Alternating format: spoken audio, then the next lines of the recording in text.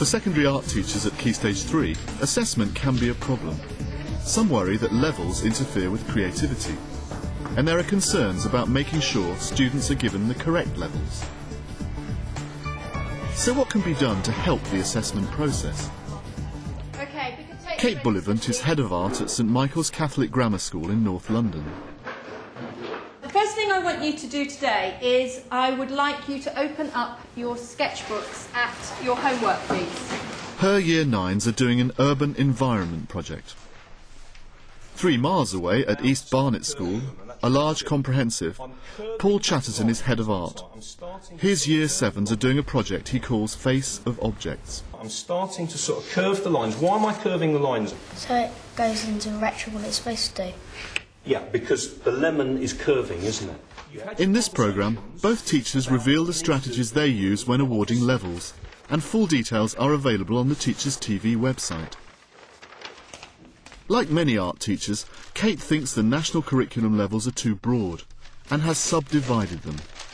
We've split the levels into subgroups of A, Bs and Cs. So a 7A will be a high 7, a 7B will be a mid 7 and a 7C will be a low 7, so that you can see progress within a student's work, because they could get a 7 at the beginning of Year 8 and have a 7 at the end of Year 8, but they will have progressed within it. So you can see the subgroups the levels have been split into, and we've equated it to the grades we give them for homeworks, the A's, B's and C's, etc., which we give to individual pieces of homework. As an experiment, Kate has applied the level descriptors very specifically to the urban environment project. She's keen to see whether working this way will really raise achievement. For our urban environment project, we have broken down the levels so that the student can see in terms of, well, drawing, for example, and to get a level 5, we've said that a student is using up to 2 types of line, dots, dashes and straight marks to show the shape of buildings. But if they want to achieve a level 6, they must vary the width of these lines. And then onto a level 7, the difference is the intensity of this line must vary too. In the Urban Environment Project, the students study the work of Frank Auerbach, Michael Andrews, Jock McFadyen and Walter Sickert as they develop their own drawing and painting techniques. There's the Frank Auerbach table. I've broken it down so that the students can see very clearly what they need to do to achieve a higher level. So they can see that, for example, to get a level 5, they need to be using 2 different tones of a particular colour. But to get a level 6, we're expected to broaden that range of tones. Also, for the level 6, you understand how and when to vary texture. You can see that's what you need to do to get a level 6. What do you need to do to get a level 7? You have to use brushstrokes in an appropriate way to show different features, not just use the brushstrokes.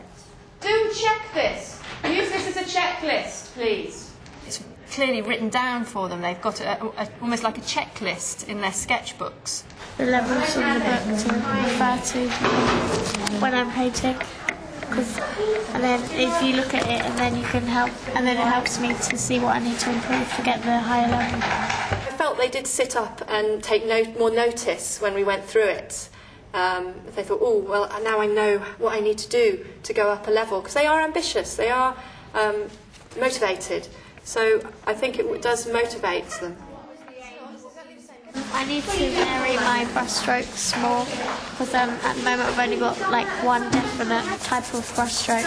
So I've added more watercolours to bring the closer shapes out more, and the further away shapes are lighter because they're in the distance. But are there any problems with applying such strict criteria to art? Applying learning objectives to art could be a problem with creativity, could stifle creativity, but I don't think it does if the teacher knows how to motivate the child. I think the objectives of teaching art and of a given lesson are much clearer than they used to be, and actually much more detailed than I've often seen in other subjects, perhaps because it is so creative. It's as though art teachers need to demonstrate that theirs is a subject that can take its place with all other academic subjects.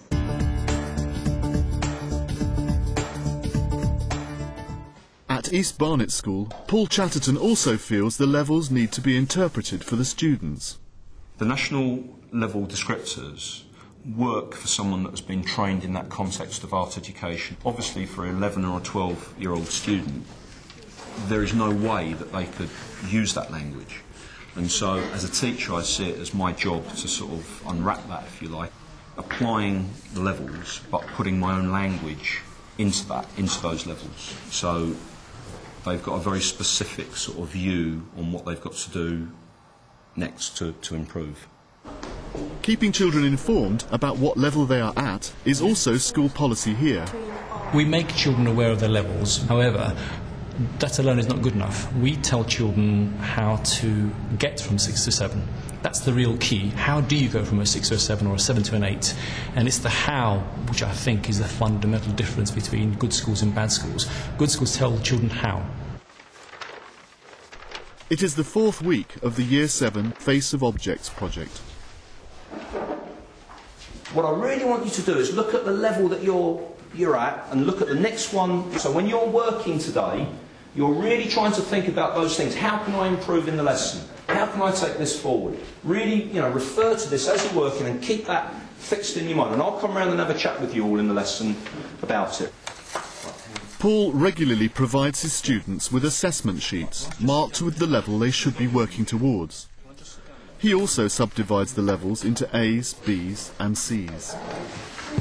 Let's just think about what you're aiming to do as well. There you go, look. You're aiming to use your paintbrush like a pencil to create lines which follow the different directions and surfaces. So, first thing you've got to do, Jade, before you even start painting, what's the first thing? Mixing colours, put 3 different shades of black. 3 different shades. I go for 3 nice shades that you can see there. And then with a nice thin paintbrush, using your paintbrush like a pencil to start developing that. If you look at your target here, what you're trying to do is you're using your brush strokes to show the different, well, it says the different sides of the face, but what we're trying to do is using brush strokes to show all the different elements, all those different little details of the orange. So, mix your 3 tones up first, then start adding those 3 tones. Use one of those nice pointy brushes over there, the blue handle ones to do. You're doing really well there, it's level 5. You should be looking at layering like you've done here. So you're doing the same thing that you're doing here, where you're starting to build up further layers on top, do you see, of what you've done already. That's to create interesting textures, which is what you've done. So you're looking to repeat what you've done here in the work here in the same way. Self-assessment is an important part of the assessment process. And at St Michael's, Kate has developed her own method for helping the students to do this simply. You've done your research using the internet and the school intranet too. One of the strategies that we've been developing in our own art department is using a spider assessment for self-assessment partway through a project. Open your sketchbooks at the spider assessment, all right? It's a spider diagram with 8 legs, each leg having a particular question which applies to all schemes of work, so we use it with every project.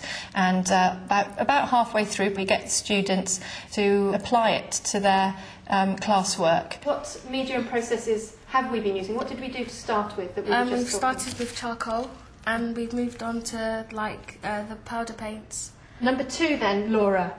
Where and how have you researched your project? We used the school network to find the photos and on the internet as well for our homework. Photos of what? Urban landscapes. They've got time to address what they're looking at and do something about their work so that they can raise their achievement. We evaluate it ourselves with the spider diagram, and then she, the teacher goes over it and adds in what improvements you can make, and then we set ourselves targets of what we can improve.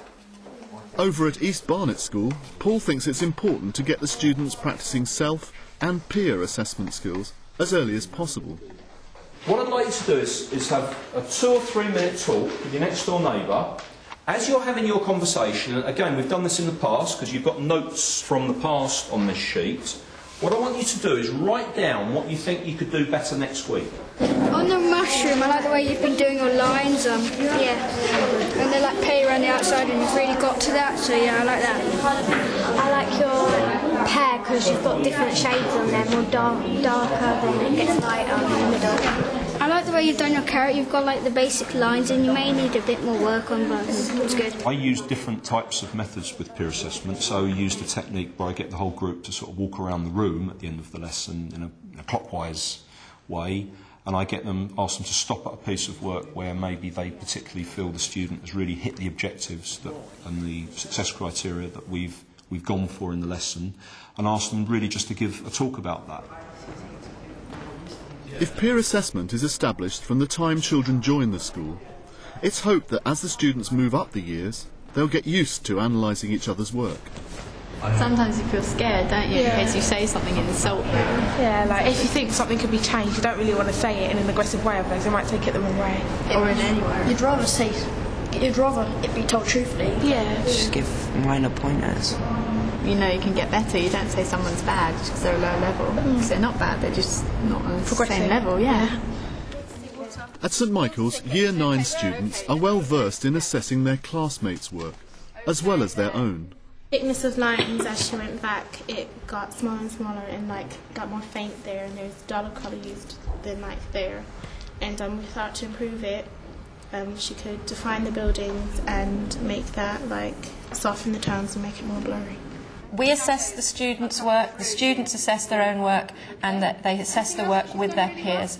And all of these contribute to allowing a student to understand how they can improve their work. I don't really like this one. No. It doesn't have a very good perspective. That one's good though. I like the colour that she's used for the sky and how it works with the lamppost and the church. Yeah. It needs more intensity as you're getting closer to the foreground. It's clear all this assessment is helping shake off ideas that marking art is subjective. But students have mixed feelings about the time spent evaluating. I hate it when they hold up work in front of everybody though, because I think I'm not very good at art though. So but it's helpful though, even though. The thing is, it's always the same people, I think, because really good people always have their work held up. I do think we spend a lot of the lessons evaluating, and it is useful, but sometimes you do want to just get on with it. But then if you think about it in the long term, it does help towards your final level, how well you can assess what you do and how well you can assess what your peers do. I think the levels that we get at the end of each topic, they do sort of help, they give you an idea of where you are in Key Stage 3. I think it's good sometimes when we swap books and then your partner assesses and writes a positive point and a negative point about your work. I think that really helps. Yeah, but I think that's embarrassing. Even though they are your friends, it's important that you can, as a classmate, you can help them and you can tell them this is where you can go on and make your work even better.